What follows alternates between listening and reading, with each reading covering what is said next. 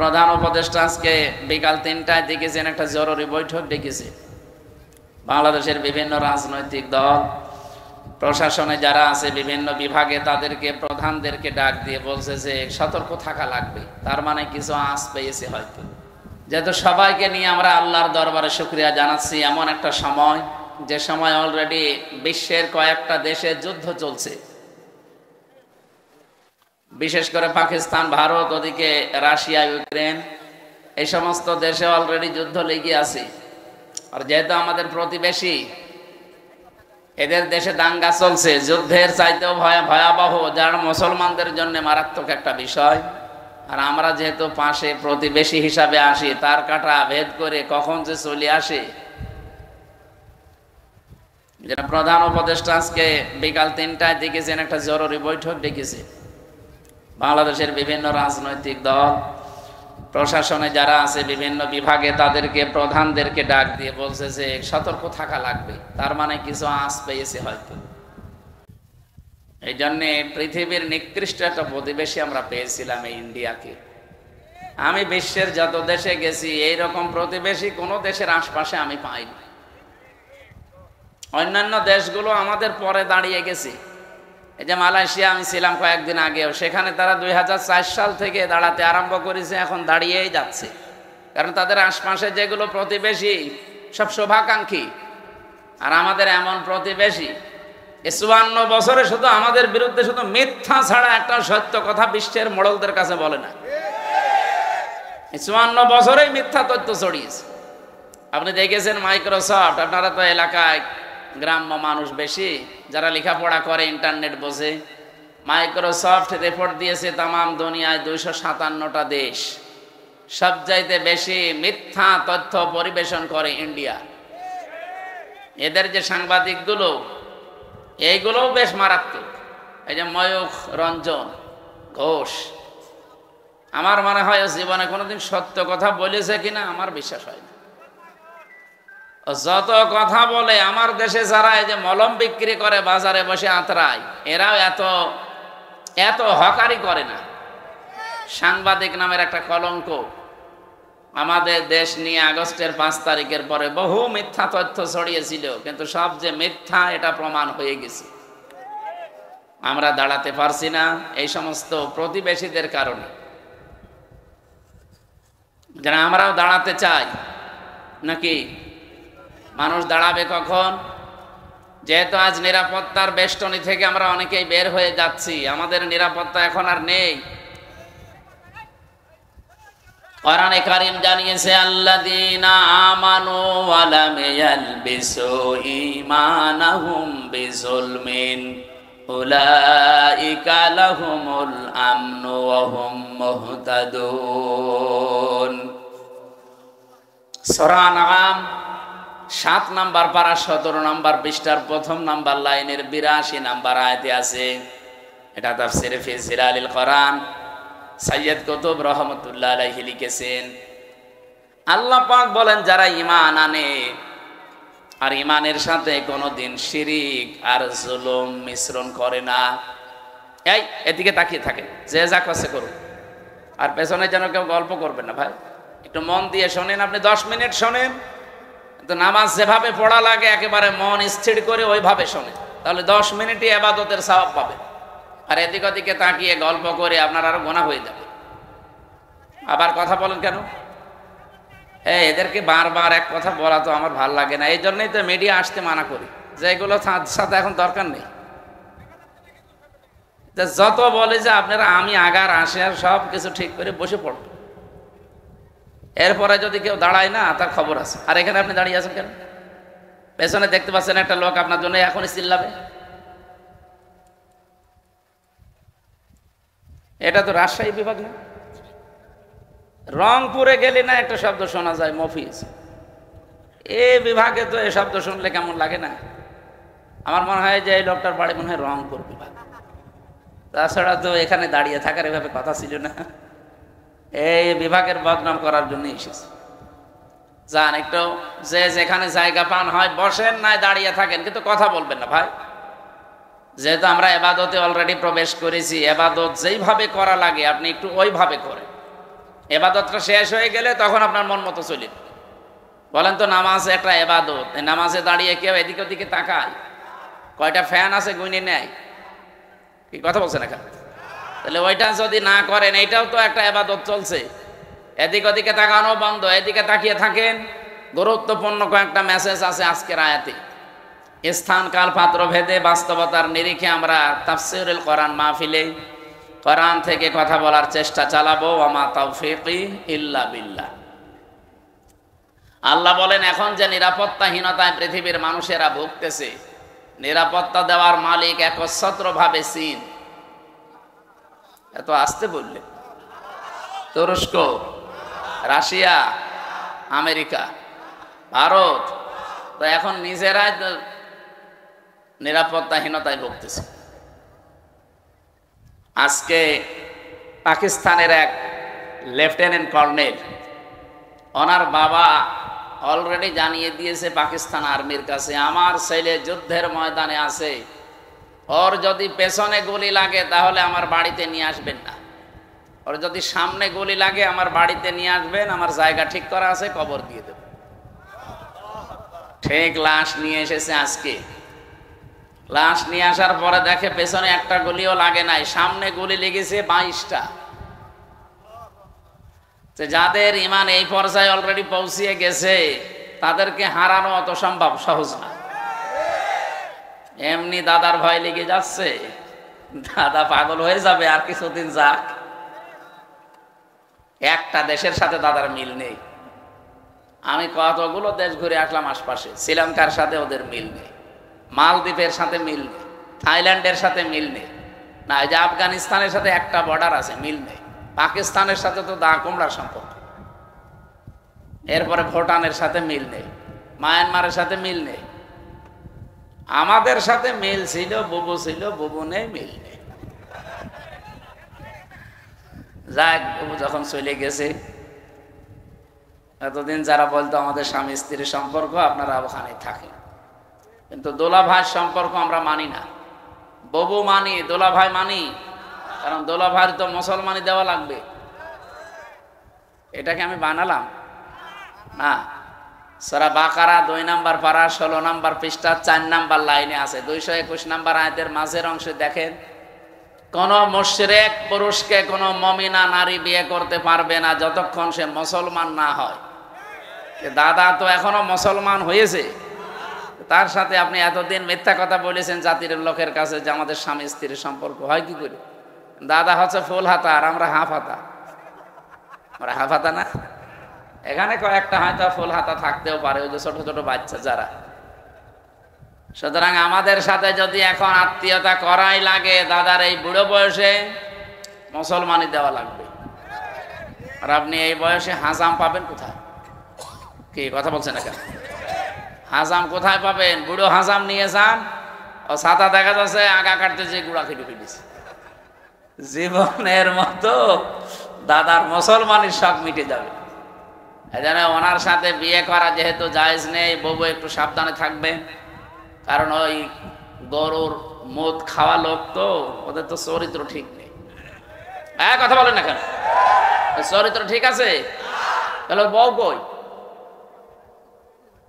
এজন্য কি এজন্য গান বেজেছিল, মদের বউ নাই, বাকিটা আর বললো না, নিজের মেয়ের ওপর পড়বে না। সম্মানিত ভাইরা, আমরা নিরাপত্তার জন্য যাদের কাছে বলি না কেন, কেউ নিরাপত্তা দেওয়ার মালিক না। নিরাপত্তা দিতে পারে শুধুমাত্র আমাদের মালিক কে? আল্লাহ আয়াতের ভেতরে 2টা কথা দিয়েছেন, আল্লাযীনা আমানু, যারা ঈমান আনে, ওয়ালাম ইয়ালবিসু ঈমানাহুম বিজুলমিন, এবং তাদের ঈমানের সাথে যারা শিরিক এবং জুলুম মিশ্রণ করে না। এখানে জুলুম মানে শিরিক। সুতরাং আমরা যদি নিরাপত্তা আল্লাহর কাছ থেকে পেতে যাই, আমাদের ঈমান যায় আছে, ঈমানের সাথে যেন কোনো শিরিক, কোনো জুলুম মিশ্রণ না হয়। কে কথা বলেন? কথা বলেন। আল্লাহ পাক বলেন, এ পর্যন্ত বলে আমি শেষ করে দেইনি, এর পরেরটা বলার জন্য আমি এ পর্যন্ত বক্তব্য দিলাম। আল্লাযীনা আমানু ওয়া লাম ইয়ালবিসু ঈমানাহুম বিজুলমিন উলাইকা লাহুমুল আম।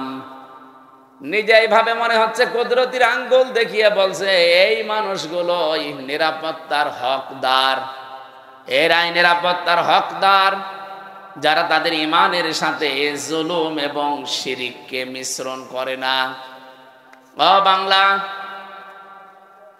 বাংলার মানুষেরা একটু খেয়াল করে দেখেন তো, আপনি কি আল্লাহর পক্ষ থেকে এখনো নিরাপত্তা পেয়েছেন? আপনার ঈমান কি শিরিক মুক্ত? না। এখন যদি বলেন শিরিক কি, আপনি এই কথা আগে ক্লিয়ার করেন। পরা কোরআন শরীফ থেকে আমি শিরিকের যে শ্রেণী বিন্যাস পেয়েছি, শিরিক বিজাত, শিরিক বিল সিফাত, শিরিক বিল ইখতিয়ারা, শিরিক বিল হুকুক, 120 প্রকার এভাবে সিরিয়াল করা আছে তাফসিরে। এক কথায় জবাব দিচ্ছি, সব বাদ দিয়ে দিলাম। আল্লাহ যেটা পারে ওইটা অন্য কেউ পারে, এই বিশ্বাস করার নাম শিরিক। কথা বোঝা গেছে না? আল্লাহ যেটা পারে ওইটা অন্য কেউ, বলেন বলেন। এই বাংলাদেশে বহু মানুষের মুসলমান নামের আগে মোহাম্মদ লেখে, নামের শেষে হোসাইন লেখে, কিন্তু মাঝখানের শব্দটা যাই হোক না কেন, ঈমান থাকার জন্য যেটা দরকার ওইটা তার ভেতরে পাওয়া যায় না। আল্লাহ নিজে জানিয়ে দিলেন যে আমি যেটা পারি ওটা অন্য কেউ পারে না। কেউ যদি মনে করে না যে অন্য কেউ পারে, সে আর মুসলমান নেই, সে মুশরিক। এবার বলেন তো, আইন দিতে পারে কে? এটাকে আমি বানিয়ে বলছি? আলা আলাহুল খালক ওয়াল আমরু, এ পৃথিবী বানিয়েছি আমি, এখানে সিদ্ধান্ত চলবে আমি আল্লাহর। সুতরাং এই জায়গায় যদি কেউ হাত দিয়ে বলে যে না আমরাও পারি, এই যে নারী কমিশন যে 318 পৃষ্ঠার রিপোর্ট দিয়েছে, আমি পুরাটা পড়েছি। এখানে আমি কোরআনে কারিমের প্রায় 13টা আয়াতে ওরা ভুল ধরেছে, আর 26টা হাদিস ওরা অস্বীকার করেছে একেবারে ডাইরেক্ট। যেখানে কোরআনের একটা অক্ষর কেউ যদি অবিশ্বাস করে, সে অলরেডি বেঈমান হয়ে যায়। আর পুরাপুরি 13টা আয়াতই ওরা মানে না। তার ভেতরে যেটা বললাম এইটা, আলা লাহুল খালাক ওয়াল আমরু তাবারাকাল্লাহু রাব্বুল আলামিন। বলেন আল্লাহু আকবার। এটা সূরা আরাফের ভেতরে আছে 8 নাম্বার পারার 16 নাম্বার পৃষ্ঠার 12 নাম্বার লাইনের 54 নাম্বার আয়াতের শেষের দিকে আছে। আল্লাহ পাক বলেন সৃষ্টি আমার, আইনও চলবে আমার। সুতরাং ওরা এখন নিজেরা জানাচ্ছে দেহ আমার, সিদ্ধান্ত আমার। কি করে হয় এটা? দেহ আপনার কে বলেছে আপনাকে? আমার এই যে 33 বছর এখন বয়স, আমি 92 সালে জন্ম নিয়েছি। বলেন তো 91 সালের আগে হামজা নামে আমি কিছু ছিলাম? বলেন কি ছিলাম? হালাতা আলাল ইনসানি হিনুম মিনাদ দাহরি লাম ইয়াকুন শাইআম মাযকুরা। রব্বুল আলামিন বলেন আমার নামেই মনে করেন আল্লাহ আয়াতটা দিয়েছেন হামজা। 33 বছর এখন চলে তোমার, 34 বছর আগে তুমি তো উল্লেখ করার মতো কিছু ছিলে না। আমার নাম ছিল না, ঠিকানা ছিল না, পরিচয়ও ছিল না। কুষ্টিয়া জেলার সদর থানার হালসায় আমার বাড়ি, এটা ছিল। কারণ আমার মা বাবার বিয়েই হয়েছে 34 বছর আগে। ও নওগাঁবাসী যারা এই রিপোর্ট দিয়েছেন, এই আয়াত অনুযায়ী অলরেডি তারা আল্লাহর সাথে শিরিক করে মুশরিক হয়ে গেছে। তওবা যদি এরা না করে, আর এদের যদি কেউ সমর্থন জানায়, এদের জীবনেও ক্ষমতা হতো না। এদের পেছনে কোনো রাঘব বোয়াল কাজ করছে। আপনি কি বাস্তবতা বোঝেন? ভারতে কোরআনের 26টা আয়াতের বিপক্ষে ওরা কেস দিয়েছে কোর্টে। ভারতে কলকাতার কোর্টে ওরা কেস দিয়েছে কোরআনের 26টা আয়াতের বিরুদ্ধে, যে এইগুলো দুনিয়ার কোরআন থেকে তুলে দেওয়া লাগবে। এর কিছুদিন পরেই দেখেন এখন অলরেডি নারী সংস্কারের নাম নিয়ে, কমিশনের নাম নিয়ে 13টা আয়াত এখন বাতিল করার আহ্বান জানাচ্ছে, যেগুলো চলবে না। কোরআনের 13টা আয়াত না বাংলাদেশে একজন মুসলমান যদি বেঁচে থাকে একটা অক্ষর আমরা তুলতে দেব না। কে এই বিষয়ে আপনারা একমত নেই?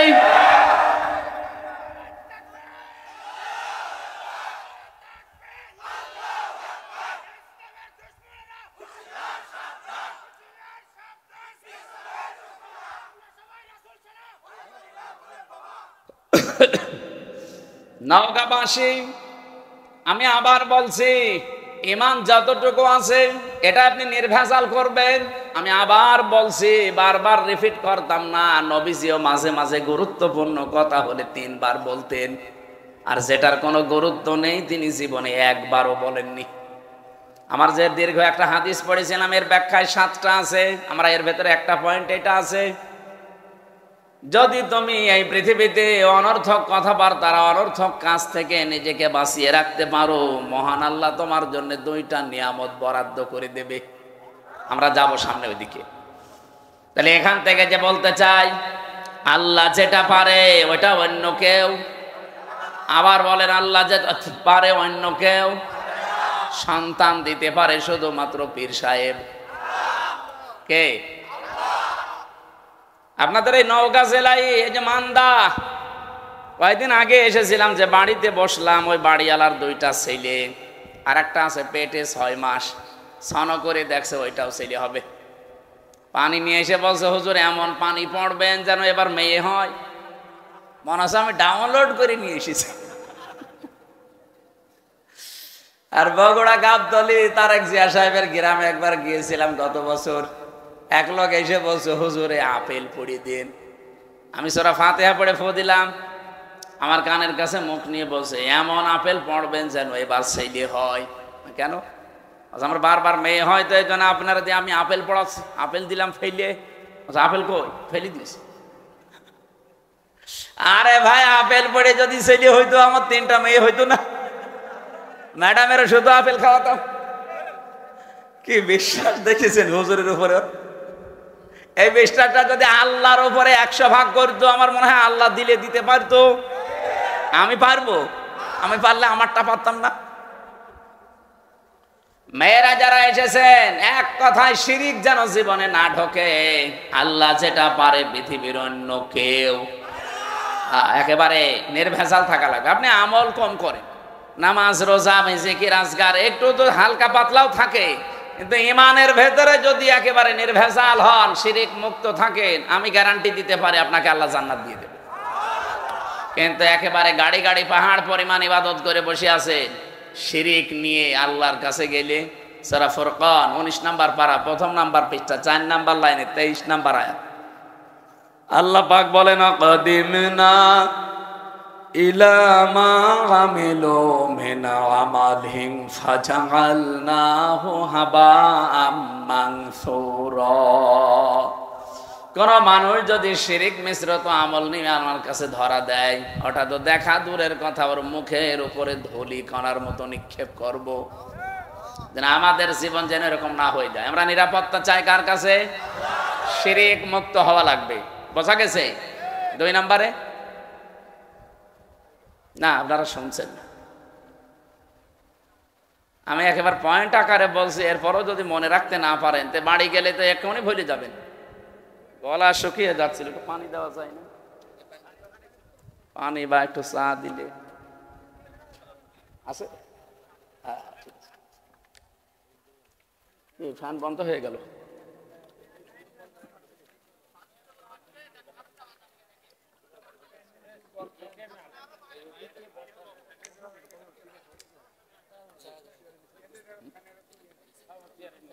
এটা দেবে? এটা দিলে তো এটা আবার আরো কিছু করা লাগবে, এটা ঝামেলা হবে। এটা দিলে আমার পায়ের নিচে দিলে একটু ভালো হবে। পায়ের নিচে দেওয়া যাবে? পায়ের নিচে দিলে আমার একটু পা শূন্য শূন্য লাগছে। হ্যাঁ, আমার চাপ লাগছে আরো বেশি। ঠিক আছে। সুবহানাল্লাহ। এখানে একটু বেশি নড়াচড়া হয়, কি সমস্যা কি? হ্যাঁ, এখানে বসে পড়ে। সুবহানাল্লাহ, আলহামদুলিল্লাহ, লা ইলাহা ইল্লাল্লাহ, লা ইলাহা ইল্লাল্লাহ মুহাম্মাদুর রাসূলুল্লাহ। নওগাঁবাসী, যে জিনিস যেখানে রাখা দরকার ওইটা ওই জায়গায় না রেখে কেউ যদি অন্য জায়গায় রেখে দেয় সেটা হয় জুলুম। বলেন, এই যে টুপিটা, এটা রাখা দরকার আমার মাথায়, কেউ যদি এটা মাথা থেকে নামিয়ে পায়ের কাছে রাখে এটা টুপির উপরে জুলুম। কথা বলা লাগবে।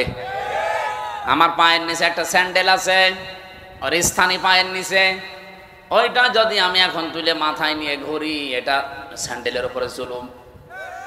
যেই জিনিস যেখানে স্থান পায় ওটা ওখানে রাখা দরকার, ওটা অন্য জায়গায় নিয়ে গেলেই তার সাথে জুলুম হয়। আপনার বিবেকে কি বলে বলেন তো? 92% মুসলমান আমরা এখানে বাস করি, এই কোরআন থাকার দরকার ছিল সংসদে। এই কথা বলেন না কেন? এই 54 বছরে আমরা নিয়ে যেতে পেরেছি, এটা কোরআনের উপরে জুলুম। আপনি যাই মনে করেন, কোরআনের উপরে এটা জুলুম হচ্ছে, কারণ এটা এসেছে রাষ্ট্রীয় ফরমান হিসাবে।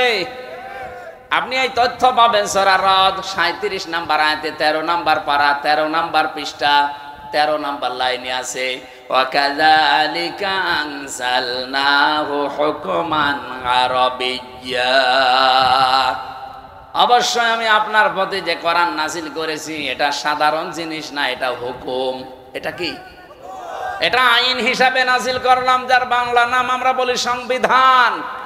এটা সংবিধান হিসাবে নাজিল হয়েছে। যদিও আজকের তেলাওয়াত কিন্তু আয়াত ওই লাইনে না, আজকে পারিবারিক জীবন নিয়ে একটা আয়াত পড়েছি। আমরা পারিবারিক জীবনের কিছু সমস্যা আজকে আয়াত দিয়ে তুলে ধরবো এবং সলিউশন দেব এই আয়াত থেকেই ইনশাআল্লাহ। আমরা আজকের আয়াত থেকে যতটুকু বুঝলাম যে আমরা যদি আল্লাহর কাছ থেকে নিরাপত্তা পেতে চাই কিছু কিছু পয়েন্ট আমাদের মানা লাগবে। 1 নম্বরে জীবনে কোনো দিন শিরিক যেন না থাকে, যদি থাকে আজকে থেকে তওবা করে ওটা বাদ দিন। 2 নম্বরে আমাদের জীবনে যেন জুলুম না থাকে। কি কথা বলেন না কেন? শব্দটা যদিও শুনতে ছোট মনে হচ্ছে, এত বড় মারাত্মক একটা শব্দ এই জুলুম। আমার আল্লাহ পাক আরশ পর্যন্ত কাঁপন ধরে এই জুলুম যদি কোনো জায়গায় দেখে। কোরআন শরীফে সূরা সূরা 25 নম্বর পারা 6 নম্বর পৃষ্ঠা 13 নম্বর লাইনের 42 নম্বর আয়াত একটু পড়বেন। আমি পড়লেই আমার শরীরে কেমন যেন কম্পন ধরে। ইন্নামাস সাবিলু আলাল্লাযীনা ইয়াজলিমুনান নাস। আল্লাহ পাক বলেন আমি নিজে মামলা দেব, নিজে অভিযোগ দায়ের করব, নিজে কেস করব তাদের বিরুদ্ধে যারা মানুষ হয়ে মানুষের উপরে জুলুম করে। যারা ভিকটিম আছেন এখানে বলেন তো আয়াত অনুযায়ী বাংলাদেশে 15.5 বছরে আমরা অনেকেই বসে আছি যারা মানুষ হয়ে মানুষের উপরে জুলুম করেছে। এক কথা বলেন না কেন? বিনা কারণে বহু মানুষ এই দেশে জুলুমের শিকার হয়েছে। এখনো পর্যন্ত একজন বিনা কারণে জেল খাটতেছে, আজহার। আপনাদের পাশের বিভাগ রংপুরের মানুষ এটিএম আজহারুল ইসলাম।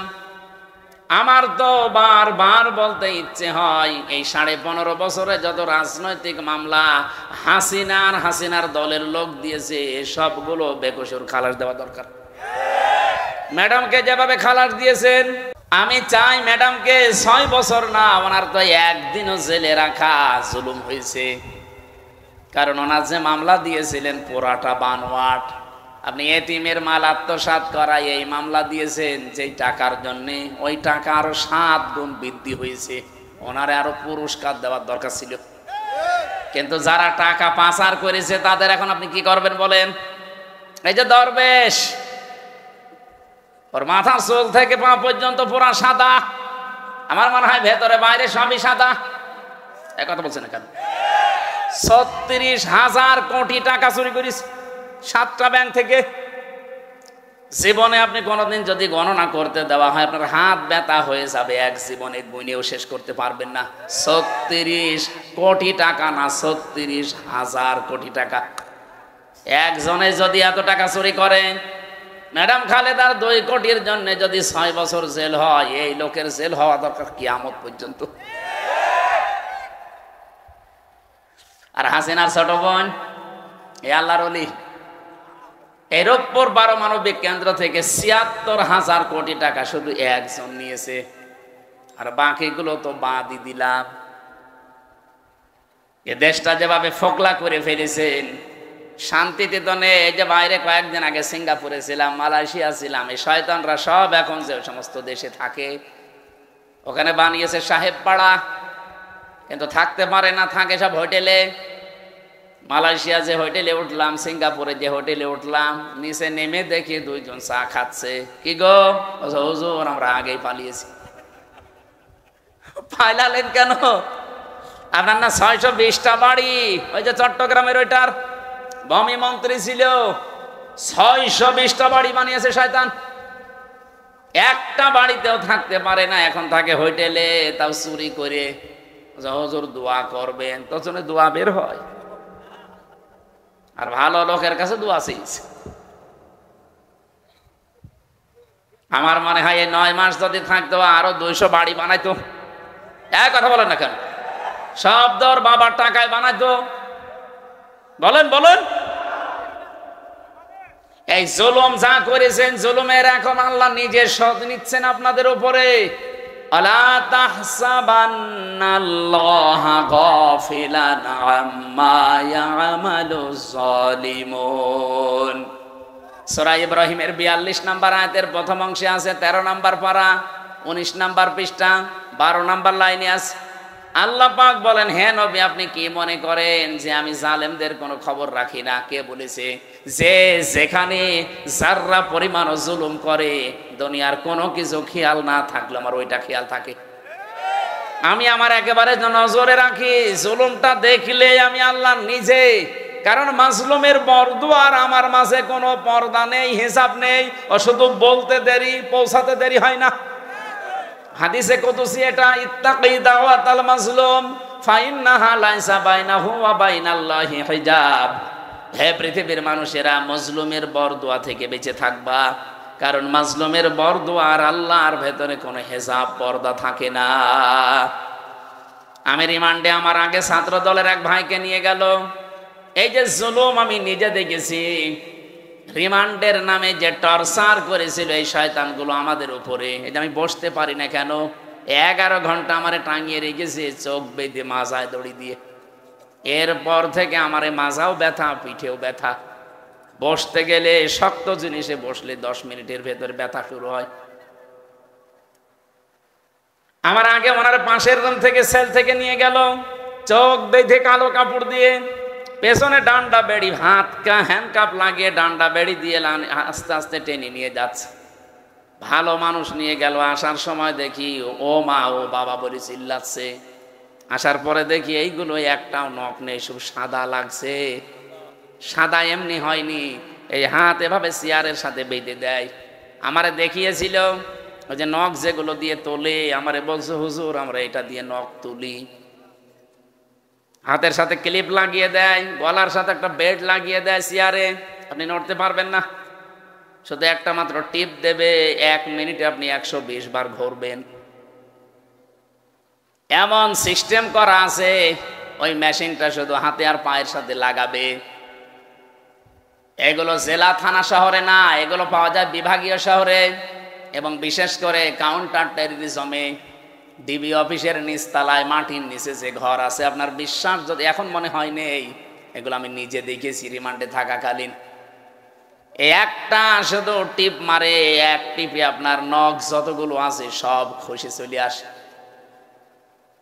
আরে ভাই, নখ খসে গেলে ছেড়ে দে না, ওর ওপর আবার লবণ ছিটিয়ে দেয়। ছাত্র দলের ওই ভাইয়ের এই যে নখগুলো যে সাদা সাদা এমনি না, নখ তুলে নেওয়ার পরে ওর উপরে ওই মোল্লা সল্ট সাদা ধবধবে লবণ ওটা ছিটিয়ে দিয়েছে, তখন সাদা লাগছে। এই জন্যই তো এরকম চিৎকার মারছিল। আমার যে অফিসার নিয়েছিল সঞ্জয় দত্ত হিন্দু, এ বেটা বলছিল আমি নিজে শিবিরের যে সাবেক কেন্দ্রীয় সভাপতি দেলাওয়ার, এই ঠাকুরগাঁও বাড়ি, ওরে আমরা ফুটবলের মতো লাথিয়েছি। ওর হাতের পায়ের নখ সব তুলে নিয়েছে। এই যে জুলুম গুলো যারা করেছিলেন, মানুষ জুলুম করে একটা টার্গেট নিয়ে, আমি আয়াতের তাফসিরে একটা ঘটনা পড়েছি। সাদ্দাত বাদশাহ, এর নাম শোনেননি? এই লোকটা, তার স্বপ্ন সাদ ছিল আমি দুনিয়ায় জান্নাত বানিয়ে নিজে উদ্বোধন করব। কিন্তু তার এই পেছনে আমি পড়ে দেখেছি তাফসিরে তাবারির ভেতরে আছে, আল্লাহ তার এই স্বপ্ন সাদ পূরণ করতে দেয়নি শুধু একটা মহিলার বর দেওয়ার কারণে। ওই জামানার নবী যিনি ছিলেন হযরত হুদ আলাইহিস সালাম, তার কাছে জিজ্ঞাসা করে করেও জান্নাত বানিয়েছিল যে তোমার আল্লাহর বানানো জান্নাত আমার লাগবে না, আমি নিজে বানাবো। এখান থেকে একটা শিক্ষা আমি নিয়ে এসেছি, ভালো করে খেয়াল করবেন। 20 বছর ধরে ও জান্নাত বানাচ্ছে, 22,000 শ্রমিক কাজে লাগিয়েছে। এলাকায় যত স্বর্ণ রূপা পাওয়া যায় সব নিয়ে আসতেছে বিভিন্ন জায়গা থেকে, পেয়াদাদেরকে পাঠিয়ে দেয়, যাও যেখানে যা সোনা রূপা পাও নিয়ে আসো, আমার জান্নাত বানাতে হবে। একটা মহিলা বিধবা, তার মা বাবা নেই, ইয়েতিম। বিয়ে হওয়ার কয়েকদিন পরে স্বামী মারা গেছে, তার কাছে স্বামীর দেওয়া 1 টুকরা স্বর্ণ ছিল। ও যে বলছে ওইটা দেওয়া লাগবে, বাদশার স্বপ্ন পূরণ করতে হবে। মেয়েটা বলেছে আমার এই শেষ সম্বল, এটা নেবেন না। বারবার নিষেধ করার পরও শোনে নাই। না, বাদশার স্বপ্ন সাদ, এ পূরণ করাই লাগবে। জোর করে যখন কেড়ে নিতে গেছে, মেয়েটা মাটির ভেতরে গড়াগড়ি দিয়ে কেঁদেছিল। তাফসিরে ফিজিল কি তাবারির মুফাসসির লিখেছেন, ওই দিন সঙ্গে সঙ্গে মেয়েটা বর্দ দিয়েছে, এই মাজলুম অবস্থায় আল্লাহ আমার জীবনের শেষ সম্বলটুকু যে কেড়ে নিল, তাকে তুমি স্বপ্ন পূরণ করতে দিও না। এ দোয়াটা কবুল হয়ে গেছে। এই লোকটা জান্নাত যেদিন উদ্বোধন হবে, এত সিকিউরিটি দেওয়া, একটা পিপিলিকা আসার মতো কায়দা নিয়ে এত সিকিউরিটি দেওয়া, হঠাৎ জান্নাতের মেন গেটে যাওয়ার পরে দেখে একটা ফকির বসা। জিজ্ঞাসা করছে এখানে আসলে কি করে? ফকির ওখান থেকে বলে, বাদশাহ ঘোড়ার পেট থেকে একটু কানটা কাত করেন, আমার কিছু কথা আছে। বলে পরে না, এখনই বলবো। এখনই বলবো মানে কে তুমি? এত গরমে কথা বলো। ওপর থেকে যখন মাথাটা নিচের দিকে একটু দেওয়ার সিস্টেম ছিল, কান যেহেতু দিয়েছে, কানের কাছে মুখ নিয়ে বলে, আমি দুনিয়ার সাধারণ ফকির না, আমি ফেরেশতা আজরাইল। আল্লাহ আমাকে পাঠিয়েছেন এই মুহূর্তে তোমার জান কবজ করার জন্যে। আমি হাদিস পড়তে গিয়ে তাফসিরে পেয়েছি, পৃথিবীতে আজরাইল আলাইহিস সালাম মাত্র 2 বার কেঁদেছিলেন। যেই দিন থেকে উনি জান কবজ করা আরম্ভ করেছেন, ওই দিন থেকে শুধু আজ পর্যন্ত তিনি 2 বার কেঁদেছিলেন, তাছাড়া আজ পর্যন্ত তিনি কাঁদেননি। একবার এই সাদ্দাত নামে লোকটা যেদিন জন্ম নেয় সমুদ্রের ভেতরে, ওর মাকে ওই দিন হত্যা জান কবজ করেছিল ওই আজরাইল। পানির ভেতরে কাঠের ওপরে ভাসছিল এই ছেলেটা। আল্লাহ বলেছেন যাও মেয়েটাকে তুলে নিয়ে আসো। ওই দিন আজরাইল কেঁদে ফেলেছিল। আপনি চিন্তা করেন তো কি সিচুয়েশন ছিল যে আজরাইল পর্যন্ত কেঁদে ফেলেছে। আর আরেকদিন কেঁদেছিল যেদিন এই জান্নাত উদ্বোধন করবে, এই সেই সাদ্দাত। এর বিশাল জীবনী লিখা আছে। আমার ঘটনা বলা উদ্দেশ্য না, আমার এখানে শিক্ষা দেওয়ার একটা উদ্দেশ্য।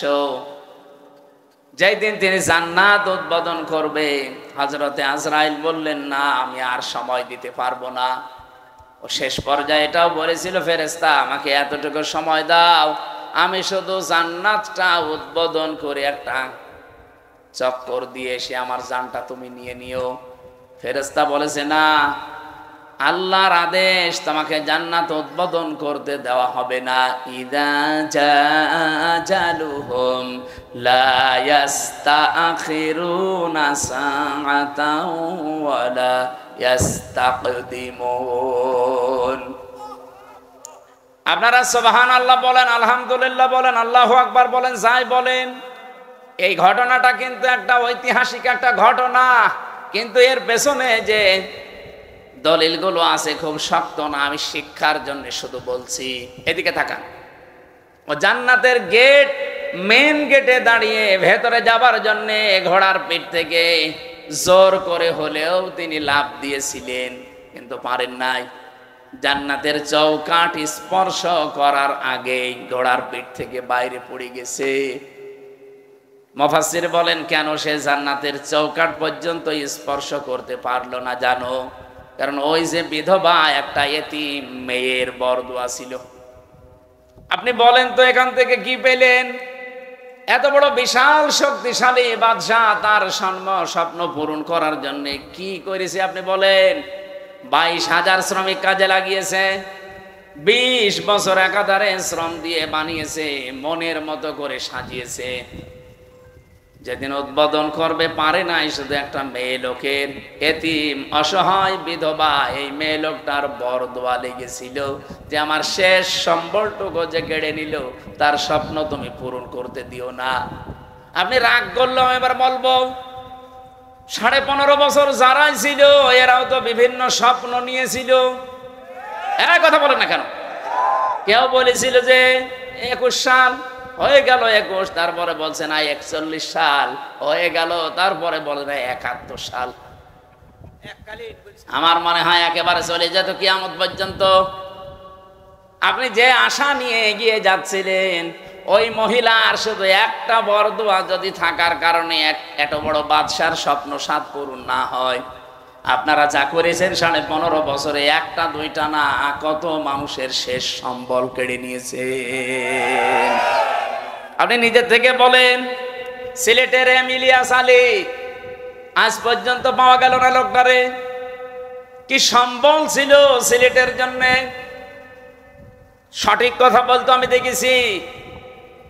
ভারতের আধিপত্য এই উগ্রপন্থী যারা এদের বিরুদ্ধে বজ্রকণ্ঠ ছিল লোকটার, কিন্তু তাকে আজ পর্যন্ত পাওয়া গেল না। তার পরিবারের তার ছোট্ট মেয়েটা আমি দেখেছিলাম ওই দিন হাসিনার কাছে যেদিন যাই বলে আমার বাবাকে ফিরিয়ে দেন, কি মায়া কান্না করছিল যে না আমি দেখতেছি, অথচ ওই সময় তারে মেরে ফেলেছে। এত বড় নাটক আপনি করলেন। আমি ওই দিন ওনার চোখে পানি দেখিনি, কিন্তু সান্ত্বনা দেওয়া দেখেছি। আগস্টের 5 তারিখে ওনার চোখে আমি পানি দেখেছি। আমার এই ছোট্ট জীবনে ওনার দিকে আমি যতবার তাকিয়েছি এই একবার শুধু কান্না দেখলাম। এর আগে জীবনেও কোনোদিন কে দিয়েছে বলে আমি দেখিনি, শুধু একটু কান্নার ভান করেছি। আপনার পেছনে আপনার এই চেয়ারের সাথে কত মানুষের হাহাকার লেগে আছে আপনি জানেন? আমার মেয়েটার পিছন ভ্যান ধরে ঝুলছিল, এরপরও আপনার মন গলে নাই। 7 মাস আমি ওকে রেখে এসেছিলাম, বাড়ি যেয়ে দেখি একবারে ও 3.5 বছর হয়ে গেছে ওর বয়স। কারণ আমি একবারে 3 বছর কতদিন পরে বাড়ি থেকে গেলাম জেল থেকে। ও নিজেও আমারে চেনে না। যেদিন আমি জেল থেকে বাড়ি গিয়ে নিচতলায় দাঁড়িয়েছি, ওই ছোট মেয়েটা আমারে বলছে হুজুর আমাদের বাড়ি আসেন। ও মনে করছে এরকম হুজুর বহু আসে 3 বছরে, এটা মনে হয় হুজুরই হবে। আমি যে ওর বাবা ও জানেই না, কারণ এই 3 বছরে তো জীবনে ওরা দেখিনি আমি। আমার সাথে দেখা সাক্ষাৎ পর্যন্ত, আমার যোগাযোগ পর্যন্ত বিচ্ছিন্ন ছিল। আমার আর মাওলানা মামুনুল হক আর তারেক জিয়া সাহেবের বন্ধু গিয়াসউদ্দিন মামুন ভাই, এই 3 জনের দিকে সিসি ক্যামেরা তাক করে রেখেছিল। 24 ঘন্টা আমাদের সাথে কেউ যেন না তাকায়, কথাও কেউ যেন না বলে ভয়। ওরা সব স্বরাষ্ট্র মন্ত্রণালয় থেকে বসে বসে দেখতো। ওই যে বুড়ো শয়তানটা স্বরাষ্ট্রমন্ত্রী যেটা, ওটা ওখান থেকে মনিটরিং করতো, দেখতো আমাদের সাথে কেউ কথা বললে রিপোর্ট দিলে তার চাকরি শেষ। সিসি ক্যামেরার আওতার বাইরে থেকে দাঁড়িয়ে ওই মুখ নাড়িয়ে নাড়িয়ে দেখতাম আমার সাথে কথা বলতো কারারক্ষীরা। সবচাইতে বেশি কষ্ট দিয়েছে গিয়াসউদ্দিন মামুন ভাই রে আর অপু সাহেব রে, তারেক জিয়া সাহেবের পিএসকে। বিশেষ করে অপু ভাই জীবনে আমার সে উপকার করেছে জেলখানার ভেতরে, আমি জীবনও ভুলতে পারি না। যেখানেই যাই, বিশেষ করে তাহাজ্জুদের নামাজের পরে আমার ওনার নামটা এমনি মনে চলে আসে, আল্লাহ অপু মিয়াকে তুমি মাফ করে দিও, বলেন আমিন। উপকার যে করেছে আমি কৃতজ্ঞতা স্বীকার করি তার। বলেন তো, আমি একটা ছোট মানুষ, ওই সময় আমার 30 বছর বয়স ছিল, এখন নাই 33।